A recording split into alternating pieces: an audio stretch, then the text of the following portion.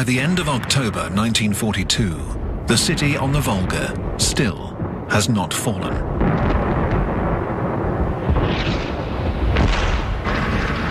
The Führer announces to the German people, "We have taken Stalingrad. A few pockets of resistance remain. We will take them one by one. It is just a question of time." For Hitler, Stalingrad has come to represent his victory over Russia.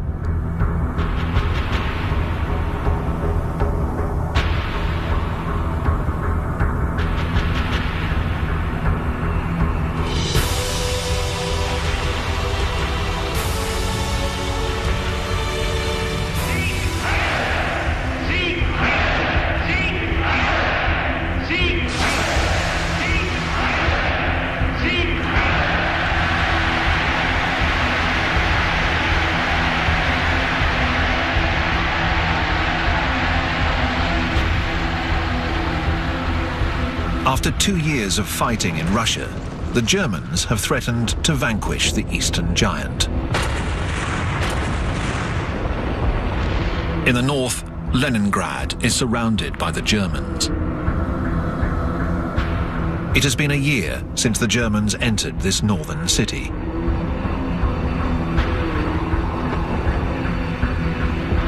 In the center, Moscow, the target city, remains just within reach for the Germans.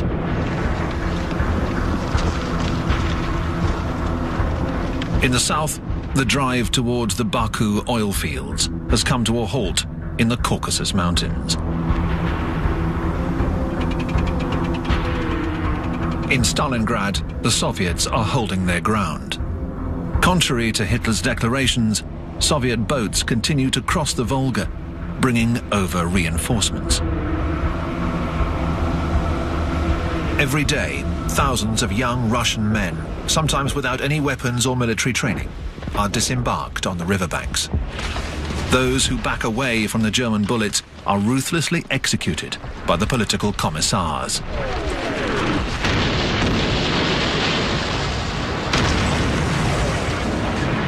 On the 7th of November, the anniversary of the revolution, the beleaguered soldiers holding Stalingrad and the Soviet troops all along the front listen to their commander-in-chief, Stalin, make this astonishing declaration. "Tomorrow there will be celebrations in our streets."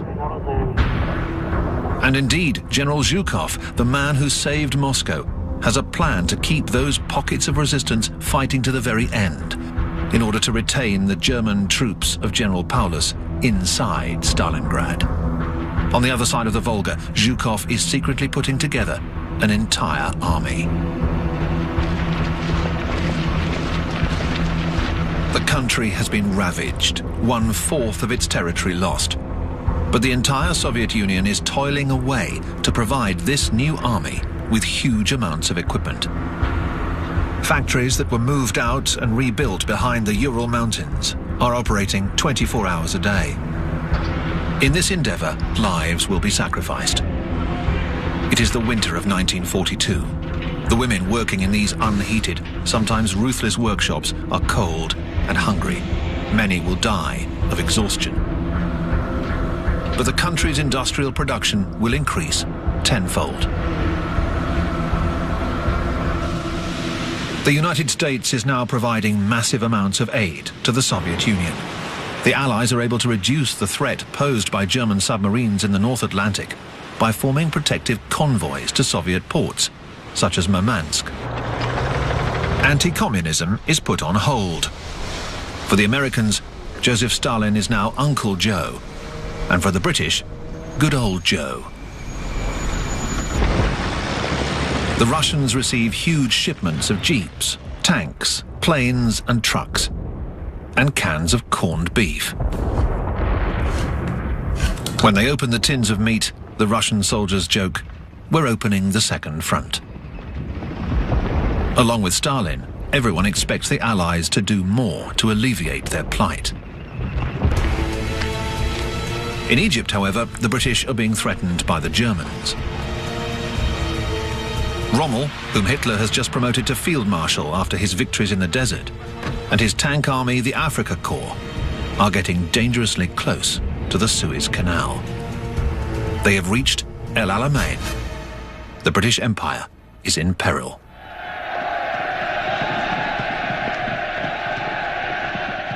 The British Prime Minister Winston Churchill comes to encourage his army in the desert.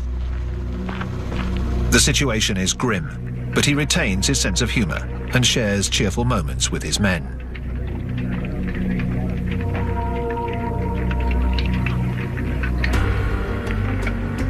And yet he is just recovering from his first heart attack. He meets with the newly appointed General Montgomery.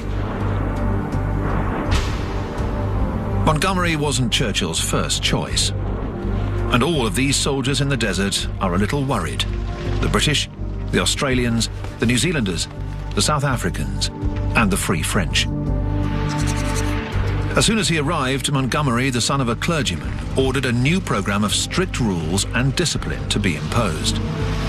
He is cautious. He waits until his army is superior in terms of both men and equipment. The new American Sherman tanks, for example, built for speed and power.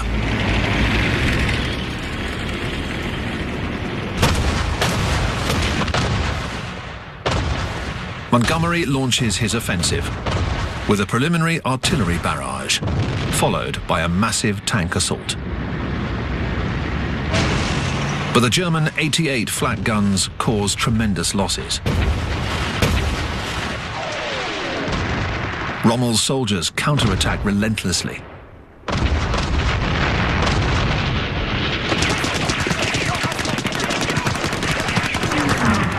The battle turns into a bayonet charge, just like in the Battle of the Somme in 1916, with heavy casualties on both sides. In this deadly game, it is the side with the most men that wins. In a letter to his wife, Rommel writes, "We're simply being crushed by the enemy's weight." He receives a message from Hitler. There can be no other thought than to stand fast, yield not a yard of ground. Rommel writes back to his wife, "I rack my brains for a way out of this plight for my poor troops. We are facing perhaps the most difficult days that a man can undergo." And he adds, "The dead are lucky. It's all over for them." Rommel retreats. In London, Churchill announces to his fellow citizens what is really the first good news of the war. This is not the end. It is not even the beginning of the end. But it is perhaps the end of the beginning. Churchill's words ring out around the world. The old British lion has stood up to Hitler.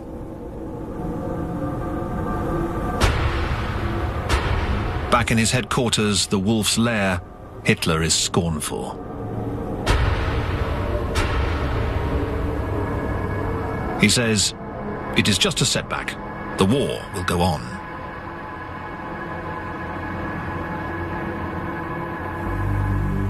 And indeed it does. The Allies open up a new front in North Africa, a first step towards controlling the Mediterranean.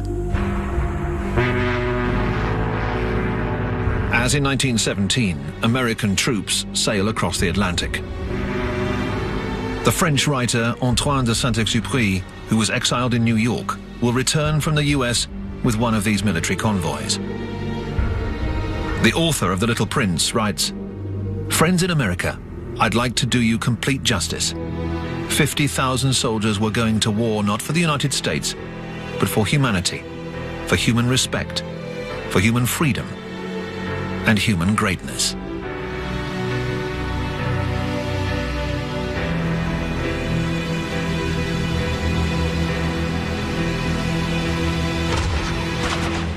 Off the coast of Casablanca and Oran, the British and Americans are greeted with cannon fire from the Vichy French. They counterattack. North Africa is still controlled by the Vichy regime, which collaborates with the Germans. The fighting is violent, and the Vichy forces suffer extensive damage. The Free France leader, General de Gaulle, makes a speech over the radio in London. Chefs, soldats, marins, aviateurs, fonctionnaires, colons français d'Afrique du Nord, levez-vous, aidez nos alliés, joignez-vous à eux sans réserve. After 2 days of fighting against the liberators, the guns are silenced. The Allies secure their landing.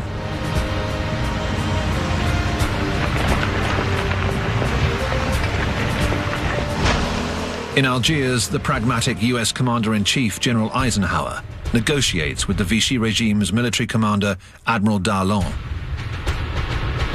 Darlan is one of France's most die-hard collaborators, who had even met Hitler.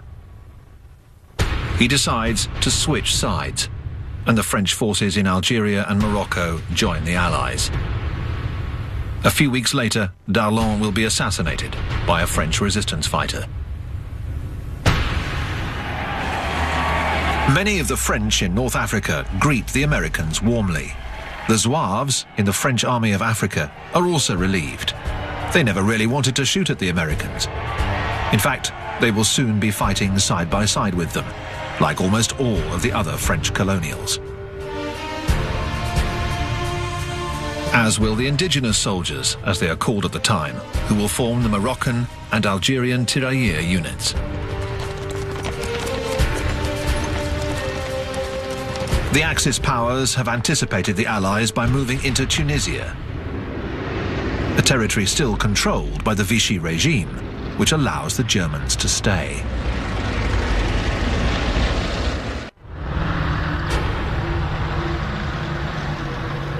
Rommel is retreating towards Tunisia. 2 days later, in order to secure the Mediterranean coast, Hitler invades southern France, the hitherto unoccupied free zone. Hitler's orders are to take the port of Toulon, where most of the Vichy navy is based. With their shaky autonomy now at risk, the Vichy admirals decide to scuttle their fleet. They proceed to sink their own ships in order to keep them from falling into the hands of the Germans or the Allies. That is the tragic result of the politics of the Vichy regime. But it's not good news for Hitler.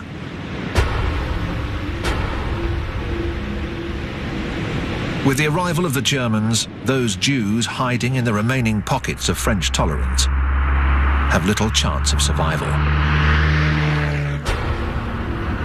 Amidst the increasingly sinister atmosphere of roundups and denunciations all over Europe, children are saved by courageous families. Like Karl de Brouwer's family. He is a Belgian banker.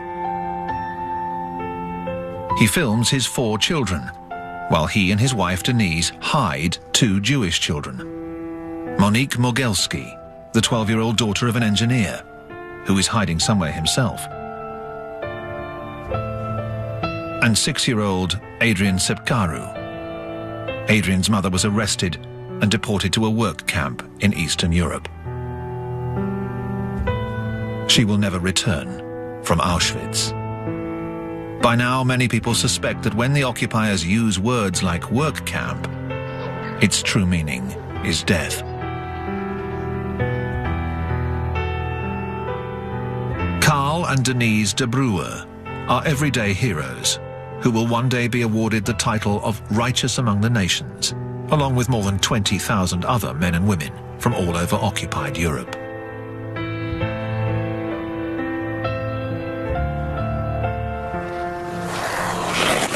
3,000 kilometers away, outside of Stalingrad, the Germans have been enjoying a brief respite behind the lines before returning to fight the Russians in order to eliminate their remaining pockets of resistance.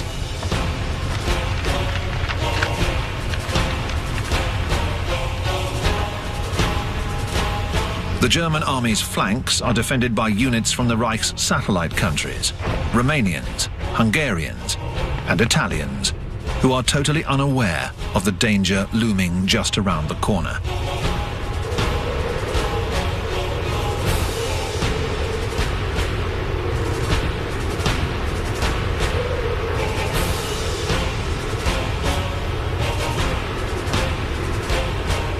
A few kilometers away, the Soviet troops are preparing to attack.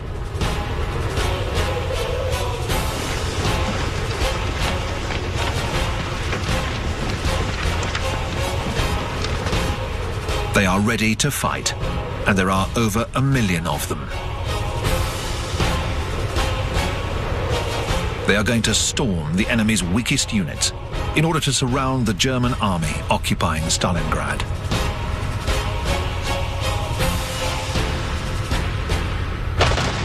At 7 a.m., the Soviets obliterate the enemy's lines, pounding them with the rocket launchers they call Stalin's organs.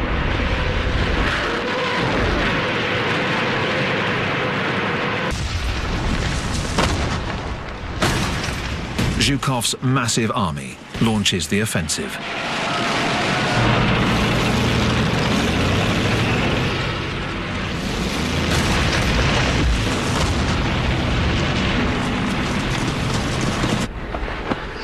The Hungarians don't have enough ammunition. The Romanians don't have any anti-tank weapons.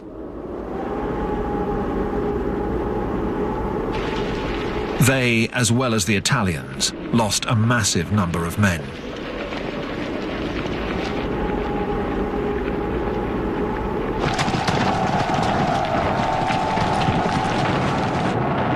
The two Soviet armies from the north and the south meet up. Soviet filmmakers use their skills to glorify the moment.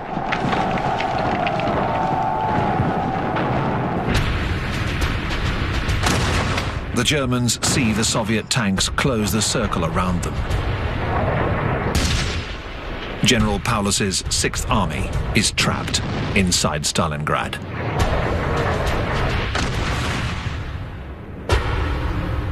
Hitler is in the Berghof, his retreat in Berchtesgaden in the Bavarian Alps, where he is informed of the Soviet offensive. His immediate reaction is to hide this news from the German people. He rushes off to his headquarters in East Prussia, declaring, if the 6th Army withdraws from Stalingrad, the Wehrmacht will never be able to return. Paulus could still break out of the encirclement, but he would have to obey orders. For when Hitler arrives at the Wolf's Lair, he sends him this message: stand firm, an army will come to rescue you. But no army is able to reach them, and the aeroplanes of the Luftwaffe fail to deliver sufficient supplies, in spite of the promises made by the head of the Air Force, Hermann Göring.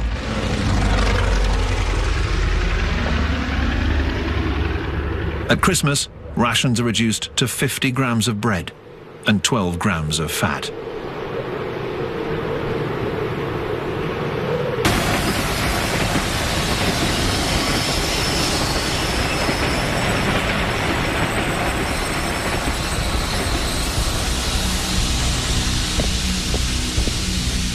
Mussolini, who has just lost an army in Stalingrad, is looking for a way to shift German attention back to North Africa. He writes to Hitler, "In my opinion, Russia can never be annihilated. She is defended by her very size, a territory so vast that it can never be conquered or held. The Russian chapter is over. We should make peace with Stalin." What would Hitler do? To negotiate would be to admit that the campaign in Russia was a huge failure. Future events, however, will not give Hitler the choice. Roosevelt, the President of the United States, has arrived in Casablanca in Morocco to attend one of the most important meetings in modern history. He and Churchill want to settle the prickly question of French political power. Roosevelt wants to exclude de Gaulle, who since 1940 has been claiming his legitimacy as the leader of the French resistance movement. Roosevelt says, "General de Gaulle is a soldier, certainly a patriot and devoted to his country. But on the other hand, he is also a politician and a sectarian, and I believe in him he has all the attributes of a dictator." Roosevelt prefers to invite another of France's great leaders to Casablanca, General Giraud. Taken prisoner in 1940, he has just escaped from Germany and arrived in North Africa. He cuts a dashing figure. Churchill continues to support de Gaulle, whom he invites in order to try to reconcile the two rival generals, which is not an easy task. Roosevelt and Churchill agree that future cooperation between the two adversaries is necessary in order to save France. It is obvious that Roosevelt has warmer feelings for Giraud than for de Gaulle.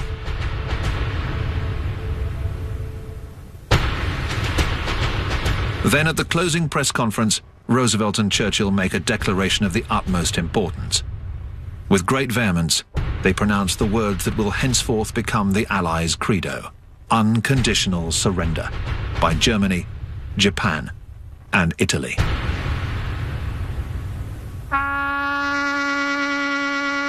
There will be no more negotiating. The Allies will keep fighting the Axis powers until the very end. The price in lives will be high, and many believe that this radical position, whose purpose is to reassure the Soviets, will only serve to increase the Germans' devotion to their Führer.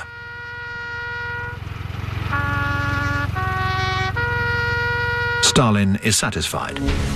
He feared that Hitler would conclude a separate peace with the Allies in order to pit all of his forces against Russia. He launches his offensive to annihilate the beast still lurking in the ruins of Stalingrad.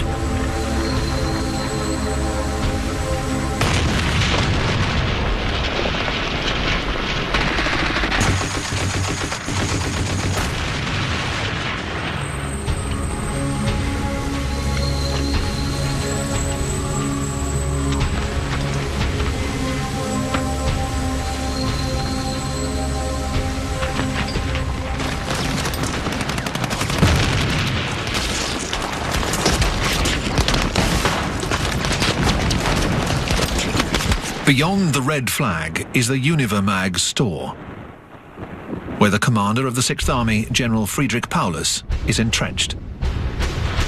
His men surrender.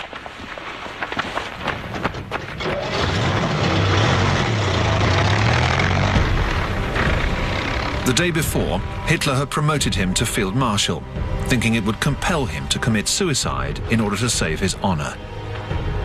Paulus, however, on the verge of collapse, weakened by dysentery and revolted by the absurdity of Hitler's orders, allows himself to be captured. Field Marshal Paulus is an extraordinary prize for the Soviets. He is the man that masterminded Operation Barbarossa, the plan to invade the Soviet Union. The Soviet leaders can hardly believe it. Paulus will collaborate with the Soviets and testify at the Nuremberg trials against his former commanders, such as Keitel. When he is released in 1953, he will settle in East Germany. His reaction is mainly a rejection of Hitler's outrageous policies. Many of his men feel the same way. Hitler can go to the devil, the German prisoners dare to mutter in the few words of Russian they know. We want to go home.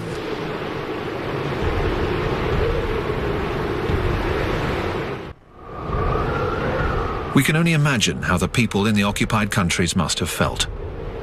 After the German defeat at Stalingrad, hope is revived. The German news broadcasts do not, of course, show any of these images. And Hitler says, "We must not use the word surrender. We must explain that our men were unable to receive supplies and that is why they were beaten. We have to use the word sacrifice."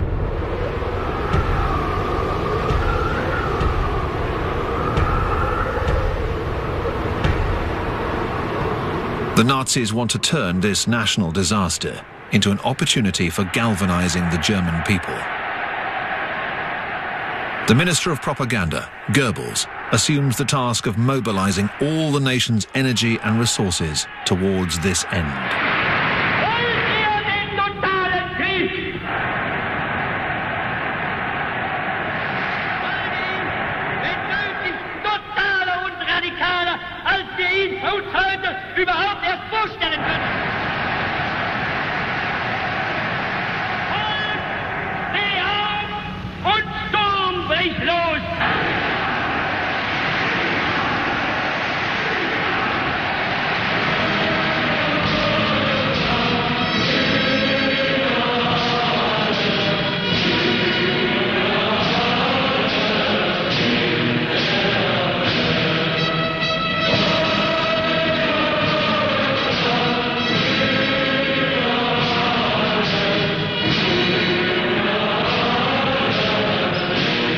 audience, seemingly ecstatic, is Albert Speer.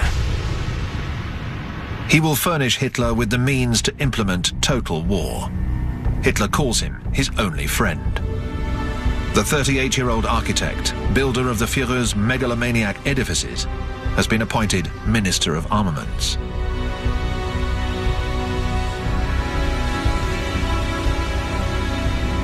Speer gives new impetus to the German war industry. He is a masterful organizer, but above all, he is an adamant Nazi. Under his orders, millions of foreign or Jewish civilians will be rounded up and worked to exhaustion or to death. After Russia and Poland, occupied France is the country that provides the Nazis with the greatest number of workers. The Vichy regime institutes a compulsory labor service and drafts 600,000 French workers for Germany.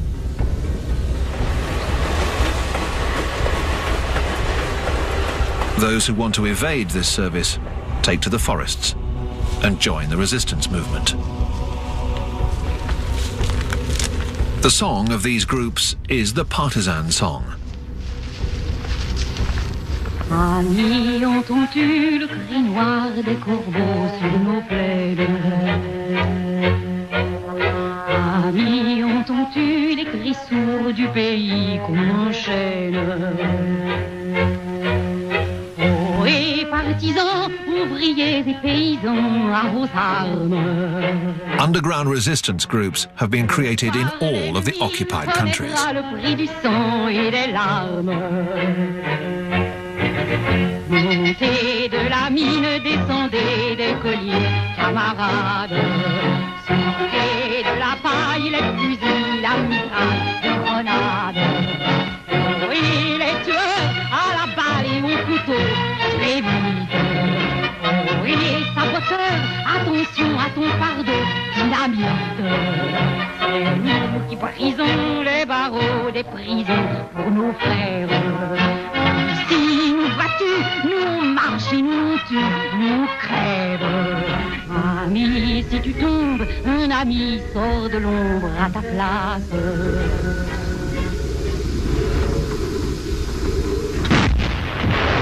Behind the walls of the Warsaw Ghetto, the Germans are confronted by a Jewish uprising.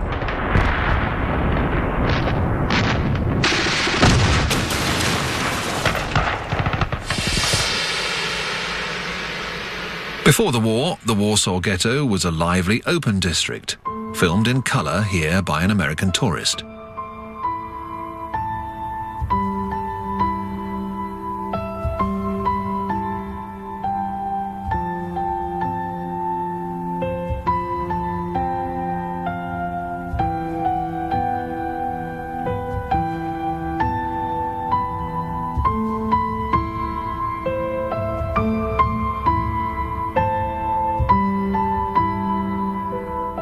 In 1940, the Nazis turned this pleasant area of Warsaw into an overpopulated prison.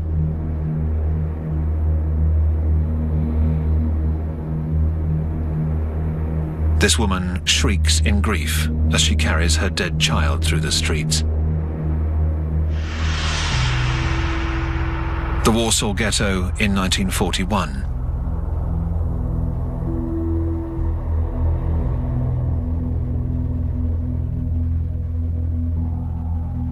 The ghetto in 1942.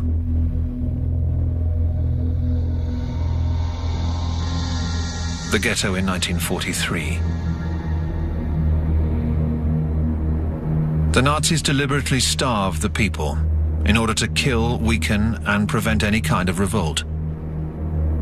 But the Jews managed to acquire weapons, and they die fighting. The survivors are deported to the Dublinka extermination camp and executed.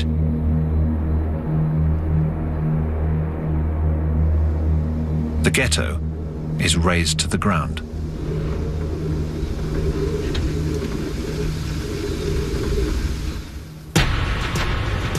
At the same time, the Allies win another victory. They enter Tunis.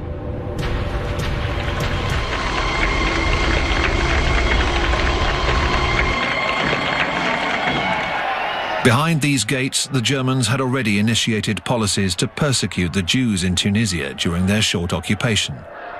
The Jews immediately take the opportunity to remove their yellow stars.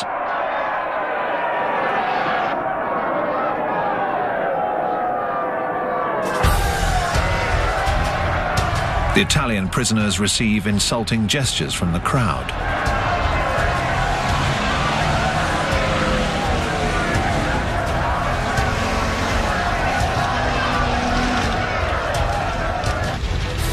Rommel, who is still in Tunisia, is filmed by a German officer before boarding one of the last planes leaving for Germany.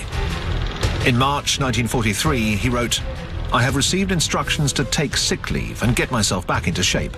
All my efforts to save my men and get them back to the continent have been fruitless. Orders have been issued by the Führer's headquarters to maintain the utmost secrecy concerning my recall to Germany. My military reputation is still to serve as a deterrent."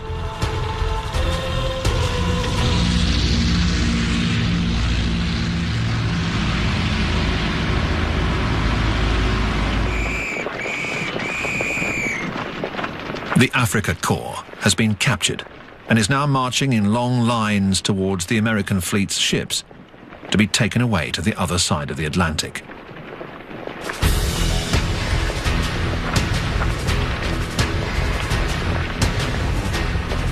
During the war, 380,000 Germans will be sent over to Canada and the United States, from where escape is impossible.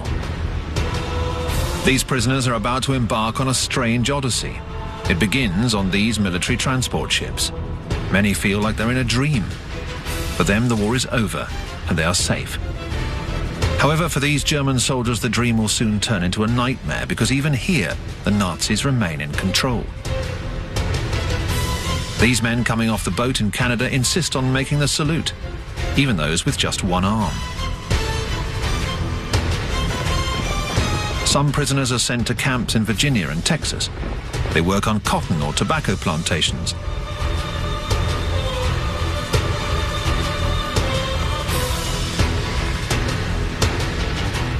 In these barracks, Nazi law continues to terrorize the prisoners.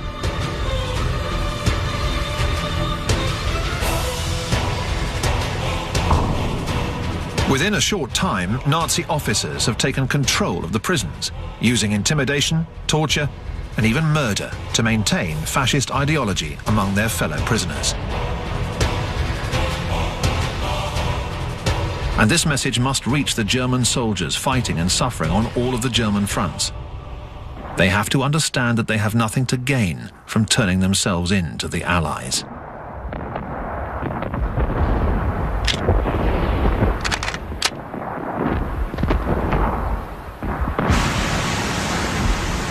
On the Eastern Front, ever since the fall of Stalingrad, the Wehrmacht is never the same.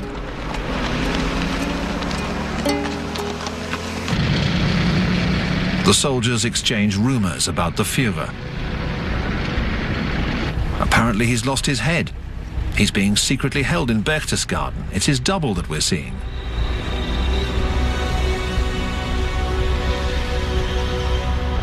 But no, it is Hitler himself, filmed here in Berchtesgaden by his mistress, Eva Braun. Since his army's defeats at Stalingrad and El Alamein, he's changed. His famous moustache has greyed. One of his generals, von Senger, is struck by his appearance. He says his skin was flaccid. The look in his blue eyes, which had mesmerized the crowds, was reddened by insomnia.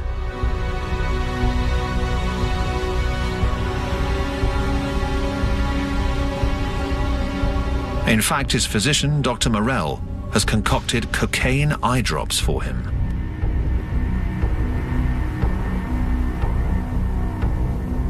Morell is filmed here on the 20th of April 1943 with the secretaries and close friends who have come to wish the Führer a happy birthday. He is only 54. Morell is able to make him presentable for ceremonies. Hitler, however, is careful to keep his left arm under control. It tends to tremble. He is already showing signs of Parkinson's disease.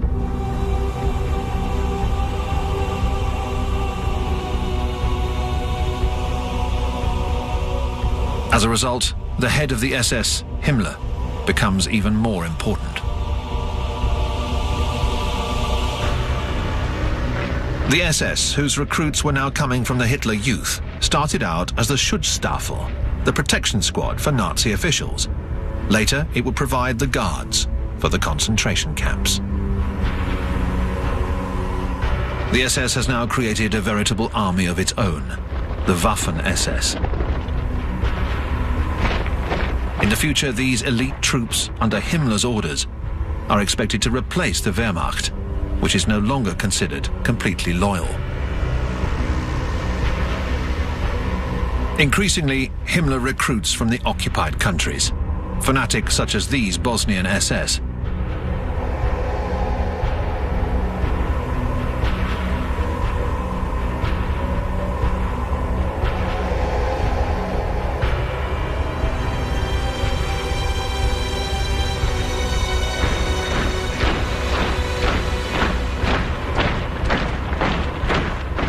In the occupied areas of Russia, the SS also has no problem recruiting 2 divisions of Cossacks, who during the time of the Tsars were already known for their bloody anti-Semitic pogroms. They will form the fearsome 15th SS Cavalry Corps.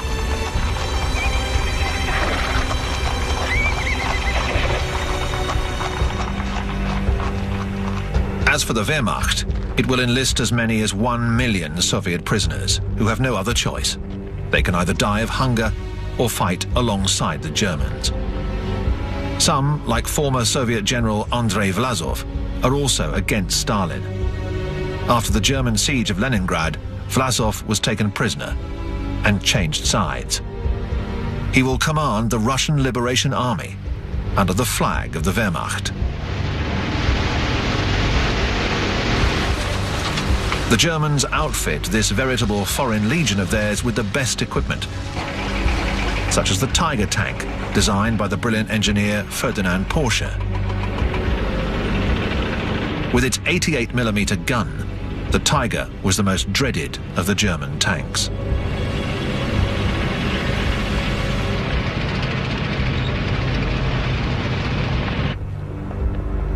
As a result, back in the wolf's lair, Hitler starts to feel hopeful again. He can now renew his obsession with destroying the Red Army.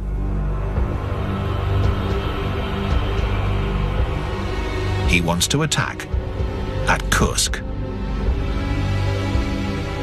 The Russians have pushed forward into the front lines, and Germany will launch a massive summer offensive, Operation Citadel, the biggest tank battle in history.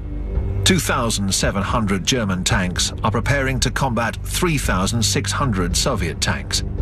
But the technical superiority of the German Tiger appears to be overwhelming.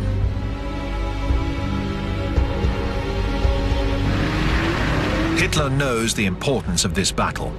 To lead his force of 900,000 soldiers, he has chosen the man who helped him to win the Battle of France, Field Marshal von Manstein.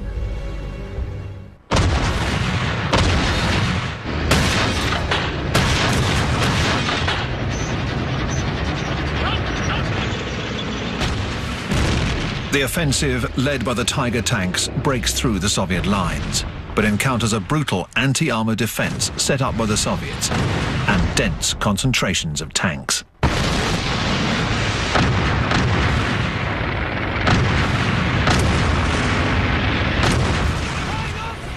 The Wehrmacht's troops are pushed back. Even the formidable Tiger tanks are falling victim to the Soviets.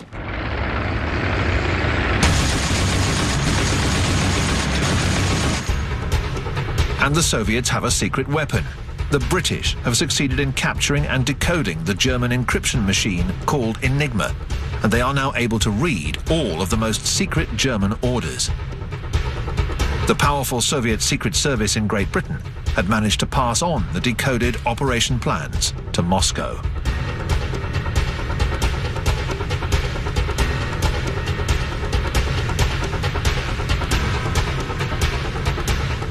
This war is also an espionage war.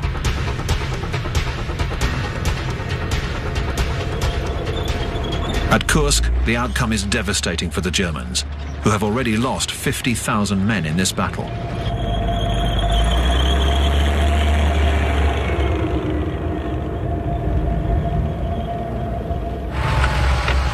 Von Manstein wants reinforcements in order to continue his offensive. He is waiting for Hitler.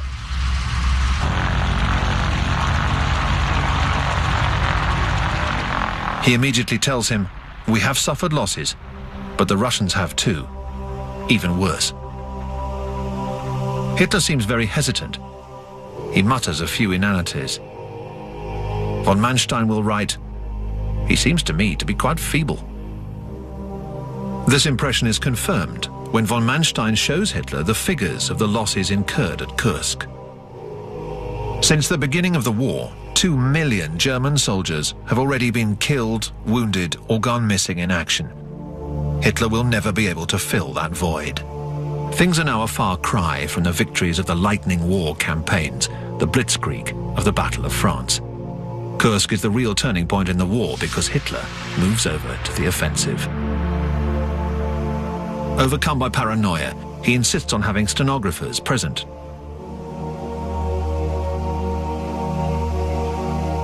Von Manstein does not believe that everything is lost, but Hitler disagrees.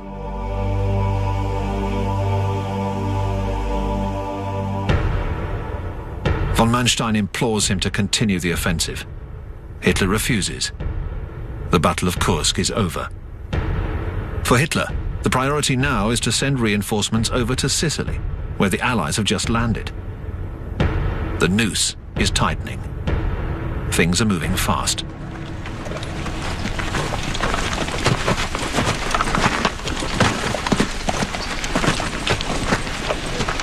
All Hitler can do is try to hold back the advancing Allies.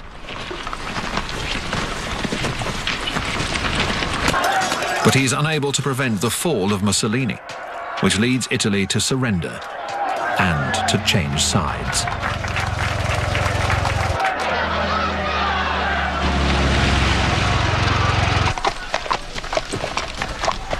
The new Italian government has Mussolini imprisoned up in the mountains. Hitler sends an airborne commando unit to rescue him. Hitler wants Mussolini back in power. He sends him back to Italy to re-establish his fascist regime with the help of the German army. The Germans invade Italy and have no qualms about slaughtering their former allies who attempt to resist.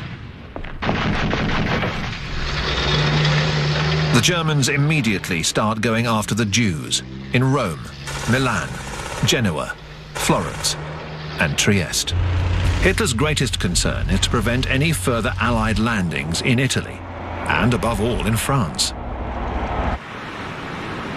This is the idea behind Fortress Europe, whose emblem is the Atlantic Wall, a staggering system of fortifications stretching from Norway down to the Spanish border.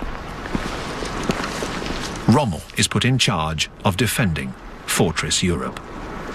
He says, "It is absolutely necessary that we push the British and Americans back from the beaches. Afterwards, it will be too late. The first 24 hours of the invasion will be decisive. It will be the longest day."